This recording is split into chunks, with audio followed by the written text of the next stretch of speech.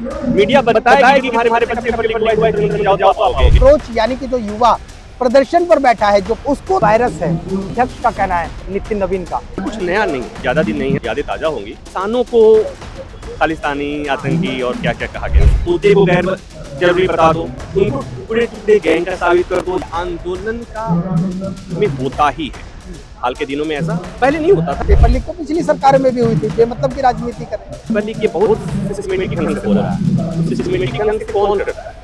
जिससे भरोसा है कि ये सिस्टम उसका समर्थन, पनिशमेंट मिलना चाहिए। कई बच्चों ने जान दी, पद से हटाना एक पनिशमेंट, और इससे एक मैसेज जाता है कि लोकतंत्र का वैल्यू है। जनता के कहने पर मंत्रियों के इस्तीफे होते हैं। गिरफ्तारी चंपत राय के लेकर भी कार्रवाई क्यों नहीं हो रही है?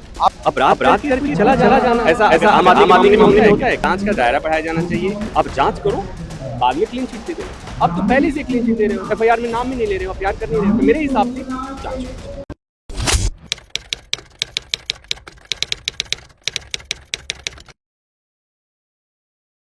सरकार की तरफ से तो जो रुझान आने चाहिए सकारात्मक, उसकी जगह नकारात्मक रुझान आ रहे हैं। कह रहे हैं कि वायरस है, भाजपा का कार्यकर्ता इनको समझाने का काम करेगा, और भाजपा का एक एक कार्यकर्ता, ये अध्यक्ष का कहना है, राष्ट्रीय अध्यक्ष भाजपा का नितिन नवीन का। क्या ये एक सकारात्मक पहल का रास्ता हो सकता है कि भाजपा का क्या हिंसा भड़काने की कोशिश? मैं आपको एक बात पहले ही बोला कि ज्यादा दिन नहीं है, सबको यादें ताजा होंगी। जब 2020-21 का जो आंदोलन हुआ था, उसमें किसानों को खालिस्तानी, आतंकी और क्या क्या कहा गया, कम ये सब तमाम तरह की बातें कही गई थी। तो ये कुछ नया नहीं है, वो सब चीजें दोहराई जा रही है।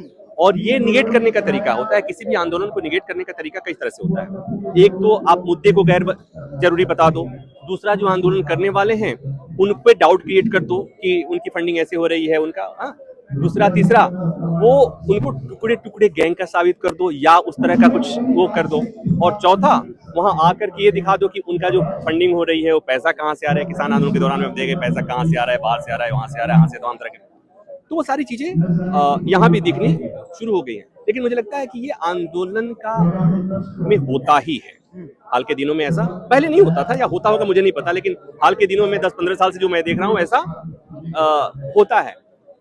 तो ये महत्वपूर्ण नहीं है, महत्वपूर्ण ये है कि लोगों तक ये मैसेज जाना चाहिए, सही तस्वीर जानी चाहिए कि जंतर मंतर पर मांग क्या है, मुद्दा क्या है, मांग क्या है, और ये भी कि आंदोलन में कौन शामिल हो रहा है उस पर ध्यान मत दीजिए, आप मुद्दे पर ध्यान दीजिए। इस पर ध्यान नहीं देना कि यहाँ की फंडिंग कहाँ से हो रही है, इस पर ध्यान देना है कि यहाँ पर मुद्दा क्या है। तो मुझे लगता है कि इस पर फोकस करना चाहिए। और फिर मैं कहूँगा, मैं लोकतांत्रिक व्यवस्था पर विश्वास करने वाला आदमी हूँ, मैं अराजकतावादी नहीं हूँ, कि सरकार को चाहिए कि बात करें। और मुझे उम्मीद है, एटलीस्ट मुझे तो उम्मीद है कि देर सवेर सरकार को सुनना पड़ेगा।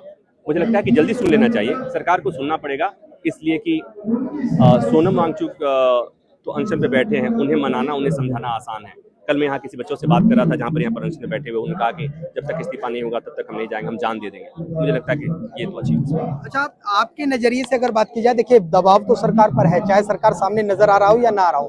भीतर खाने कैबिनेट को लेकर रिशफलिंग की तैयारी चल रही है। क्या धर्मेंद्र प्रधान शिक्षा मंत्रालय से हटाकर दूसरा मंत्रालय देना बेहतर विकल्प रहेगा, या जिस तरीके से खामियां लगातार नजर आ रही हैं, क्योंकि वर्तमान सरकार कह रही है कि पेपर लीक तो पिछली सरकार में भी हुई थी, बेमतलब की राजनीति कर रहे हैं, तो क्या मंत्रालय छोड़ देना चाहिए या दूसरा मंत्रालय दे देना बेहतर है विकल्प है? देखो, एक बात अगर मतलब बहुत ईमानदारी से बात किया जाए कि इस्तीफे होने से कुछ होता नहीं है। एक चीज होता है, वो ये होता है कि जब हम लायबिलिटी फिक्स करते हैं, उत्तरदायित्व तो फिक्स करते हैं, तो मंत्री पर अगर तलवार लटकेगी तो मंत्री अपने डिपार्टमेंट के लोगों को सीधा रखेगा। दूसरा एक और कि ये पेपर लीक कोई रेल दुर्घटना नहीं है, ये पेपर लीक ये बहुत सिस्टमेटिक ढंग से हो रहा है। तो सिस्टमेटिक ढंग से कौन करता है? जिसे भरोसा है कि ये सिस्टम उसका समर्थन करेगा। तो सिस्टम क्या है? मतलब ये कि पेपर लीक का जो एक सिंडिकेट है, वो सिंडिकेट काम जो कर रहा है, वो उसको कहीं ना कहीं भरोसा है कि इस मंत्रालय के लोगों से उसके संबंध अच्छे हैं, इस सरकार के लोगों से संबंध है, इस मंत्री से मेरे संबंध है, तो और जब तक ये रहेगा तब तक ये नहीं हटेगा। तो उसका तरीका ये हो सकता है कि अभी जो बात हो रही है, पहली बात तो ये, किसी भी आंदोलन में पहले एक गोल तय करते हैं, उसके बाद बड़ा गोल तय करते हैं। तो अभी जो आंदोलन इनका जो है कि शिक्षा मंत्री का, और मुझे लगता है कि हो सकता है कि इस बात हो रही है कि कैबिनेट में रिशफलिंग की बात हो रही है, तो कहा जा रहा है कि हो सकता है कि इनको शिक्षा मंत्रालय से हटा करके कोई और मंत्रालय दे दिया जाए। तो मैं तो ये कह रहा हूँ कि भाई हमारे आप वो वाला मंत्रालय दे दो जिससे कि ट्रेड डील हो रहा है, डोंट केयर। हमारे बच्चों के भविष्य वाला जो मंत्रालय है वहां पर कोई ठीक ठाक आदमी लाओ। और मेरे से आप पूछोगे कि ठीक ठाक आदमी आप मुझे बता दीजिए, भाई मुझे नहीं पता, कोई बताने की स्थिति में नहीं। रामलाल को हटा करके श्यामलाल के बताओगे, सबका एक ही हाल है। लेकिन पनिशमेंट होना चाहिए, पनिशमेंट मिलना चाहिए। कई बच्चों ने जान दिया, कई बच्चों ने, तो उसमें पनिशमेंट, तो ये एक पद से हटाना एक पनिशमेंट है, और इससे एक मैसेज जाता है लोगों के बीच में भी कि लोकतंत्र का वैल्यू है। जनता के कहने पर मंत्रियों के इस्तीफे होते हैं। ये इस्तीफा को इसको ऐसे भी समझना चाहिए कि इस्तीफा से ऐसा नहीं है कि किसी मंत्री से इस्तीफा दिला देंगे तो वो कंगाल हो जाएगा, नहीं। इससे आवाम में, जनता में सकारात्मक संदेश जाता है कि जो कहा जाता है कि लोकतंत्र जनता का शासन है, जनता के लिए, जनता का द्वारा, तो उसके अंदर एक कॉन्फिडेंस आता है उस लोकतंत्र के प्रति कि हम सरकार बना सकते हैं, हम मंत्री बना सकते हैं, तो हमारे कहने पर मंत्री। अब हम थोड़ा सा राम मंदिर की तरफ भी चल रहे हैं। गिरफ्तारी चंपत राय के लेकर भी कार्रवाई क्यों नहीं हो रही है? आपने शायद इस तरीके कहा कि नीचे लेवल के तबके पे तो कार्रवाई होती है, लेकिन ऊपर लेवल के तबके पर कार्रवाई नहीं होती। पेपर लीक पर भी सरकार ने कहा कि हमने पनिशमेंट दी, हमने जो आरोपी हैं उनको गिरफ्तार किया और बेमतलब की राजनीति मत की। वही मसला राम मंदिर पे आ रहा है। देश की आधी आबादी कहती है चंपत राय को, क्योंकि लगातार कुछ ऐसे बुद्धिजीवी हैं जो कहते हैं फैजाबाद छोड़ दीजिए, अयोध्या छोड़ दीजिए और चले जाइए, नहीं तो अयोध्या माफ नहीं करेगी। क्या वर्तमान हाल चंपत राय पर कानूनी कार्रवाई करनी चाहिए या उनको अयोध्या छोड़कर चला जाना चाहिए? क्या चंपत राय का भी राम मंदिर चोरी में कोई भी अगर अपराध कारित होता है, कोई घटना घटी है, अपराध कारित हुआ है, FIR दर्ज हुई है, ये पता है, उसमें मिला है कि जिनके नाम है उनसे जांच हुई, उनसे जब्ती हुई, तो ये अपराध करके कोई चला जाना, ऐसा अगर आम आदमी के मामले में होता है क्या? किसी और के मामले में हो सकता है क्या? तो नहीं, मेरे हिसाब से इसमें जांच का दायरा बढ़ाया जाना चाहिए, और जितने जिम्मेदार लोग हैं, चाहे वो चंपत राय हों, चाहे वो मिश्रा जी हों या गोपाल राय हों, हाँ, ये इनके खिलाफ भी जांच होनी चाहिए, इनके खिलाफ भी FIR दर्ज होनी चाहिए, इसलिए कि लोगों के मन में जो डाउट है, शंका है, आशंका है, तो उसका समाधान कैसे निकलेगा? आप जांच करो, बाद में क्लीन चिट दे देना। आप तो पहले से क्लीन चिट दे रहे हो, FIR में नाम भी नहीं ले रहे हो, FIR कर नहीं रहे हो, तो मेरे हिसाब से जांच। चंपत राय का ड्राइवर के पास चाबी होती है, जो पूरे मेन जो लेन देन का जो होता है उसके टिन्नू यादव के पास चाबी थी। चंपत राय कहते हैं मैंने बताने में देरी कर दी। SBI के पास भी पूरी जानकारी थी।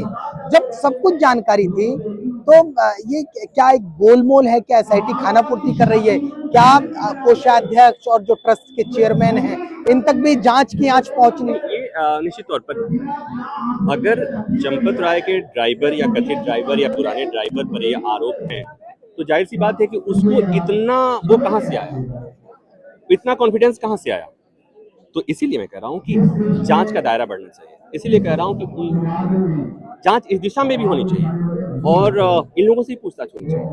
अगर वो कह रहे हैं, उन्होंने कह दिया, एक बयान दिया उन्होंने कि मैंने ऐसा कुछ नहीं किया है, तो कौन कहता है कि मैंने किया? तो मेरे हिसाब से जांच होनी चाहिए, FIR होनी चाहिए, जांच होनी चाहिए, पूछताछ होनी चाहिए, उस तरह होनी चाहिए जैसे बाकी लोग। चलिए अंतिम सवाल, जिस तरीके से भीड़ युवाओं की जंतर मंतर पर नहीं जुट पा रही है, क्या मीडिया का कहीं ना कहीं बैकड्रॉप रहा है? क्या मीडिया जिस भूमिका में होनी चाहिए थी, क्योंकि मीडिया को लेकर भी आप अपनी पूरी राय रखते हैं, अभी मैंने हाल ही में देखा 15 लोगों का बड़े चैनल का तमाम इस तरीके की, तो क्या मीडिया जिस भूमिका में यहाँ होनी चाहिए तो उस भूमिका में क्या मीडिया पीछे रह गई? एक बात बताओ, मीडिया में जितनी गालियां देनी है, जितनी आलोचना करना है कर लो।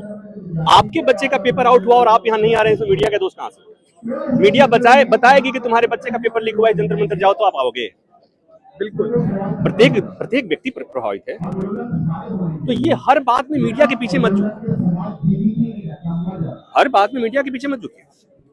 अगर आपके बच्चे का पेपर लीक हुआ तो आपको आना चाहिए। ये बड़ी आसान सा हो गया कि मीडिया, मीडिया की कमियां हैं, मेन स्ट्रीम मीडिया नहीं है, मेन स्ट्रीम नहीं है, उसकी वजह है यहाँ पर मेन स्ट्रीम मीडिया अपना काम ठीक से नहीं करती है। जो लोग ठीक से करने वाले हैं वहाँ पर भी इनके लिए गाली गलौज यहाँ किया जाता है, इसलिए बहुत लोगों को मैं जानता हूँ जो कि इन कंटेंट्स नहीं आता कि आप उसके लिए कह सकते हैं कि ऐसा हो सकता है। लेकिन इस आंदोलन में मीडिया को मत ढूंढिए, इस आंदोलन में आपको खुद आना है, आपके बच्चे का मसला है, मीडिया क्यों ढूंढा?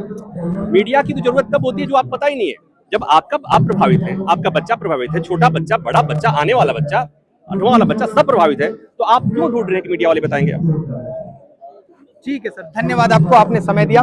हमारे साथ वरिष्ठ पत्रकार थे प्रभाकर मिश्रा। इन्होंने कहा कि जिस तरीके से जो यहाँ की वर्तमान की स्थितियां हैं, ऐसे में युवा जो मांग है उसको लेकर अड़े हुए हैं। सरकार को युवाओं के साथ वार्तालाप करनी चाहिए और एक सकारात्मक पहल दिखानी चाहिए। दिल्ली से कैमरामैन राकेश के साथ राहुल शुक्ला, नमन।